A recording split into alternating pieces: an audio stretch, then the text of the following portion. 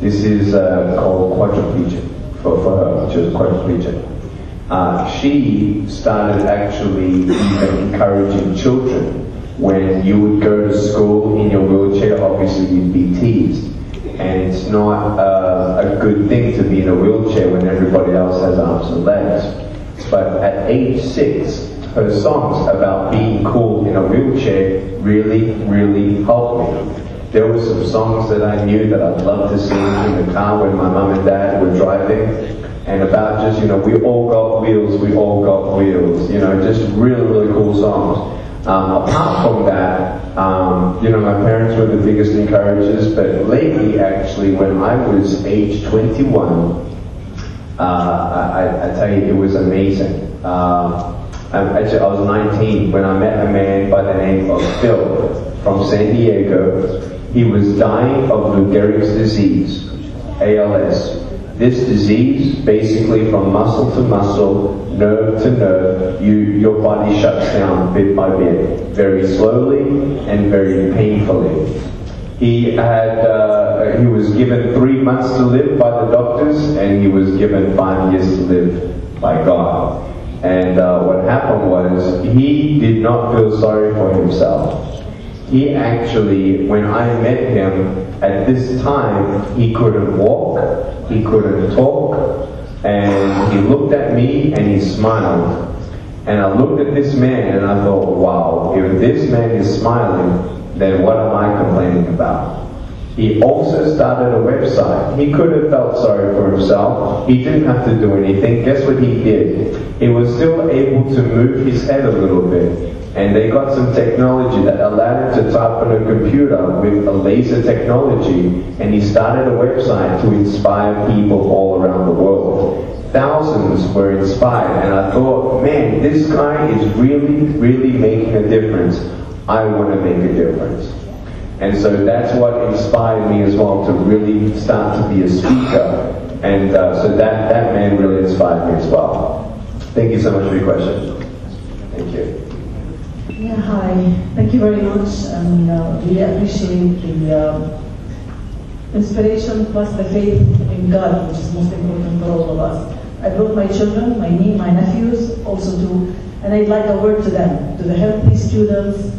You finished your school, you finished your college degree, and I need you some words to the people who have everything from your point of view. And my second question is, are you married, and what's the story on that? Thank you very much for that. Let me address, first of all, the second question. I'm not married yet, inshallah, at the right time, that will happen. And, you know, I'll have a family and all that. And I'm not in a relationship of any sort right now, so I don't know, you know, what God has in mind, but that's okay. He's got it. I don't need to know right now. So I'm thankful for that. And I tell many people who are single, you know, don't be a person who says, oh, you know, everything's going to get better when you get married.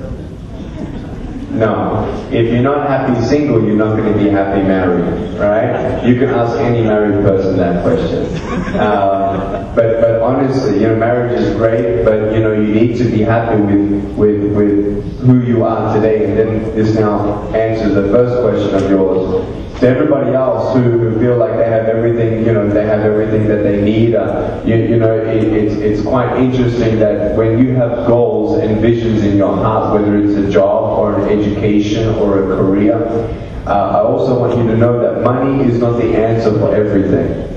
Money actually cannot heal your heart, it cannot heal your mind, it cannot give you the power to do what you know you maybe are missing on the inside. You can have money, you can have drugs, you can have sex, and you can have alcohol, whatever it is, whatever temporary pleasure you go to. If you put your happiness in temporary things, your happiness will be temporary. If you want to get a really, really, really fast car one day, and you get it, guess what? You're going to get bored of it eventually. You know, when you say, okay, I want to get $1 million, you get the $1 million, and it's very, very easy to spend $1 million, or even $1 million KD, and guess what happens? Now you want more and more and more. What we're going to understand in our heart is that you need to have joy and peace on the inside. That is something that money cannot buy. A billionaire, yeah, you can applause. In November 2008, I was speaking in front of 350 CEOs, and listen very carefully, teenagers. A billionaire. He owned 3 banks. He lost 45% of his wealth. He came up to me crying, and he said, "I don't care about the money." He said, "It's my daughter." I said, "What's wrong with your daughter?" He's crying, crying, crying, crying, crying. He said, "I don't care about the money. My 14-year-old little girl can't look at herself in the mirror and see beautiful.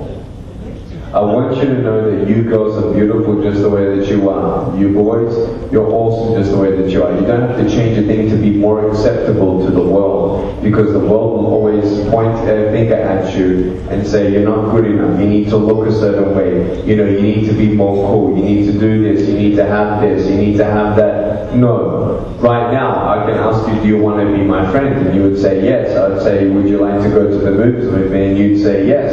But I'd say, "But I have no arms, no legs." And what are you going to say? So you're telling me that it doesn't actually matter that I have no arms, no legs? Right. Then why do we tease each other?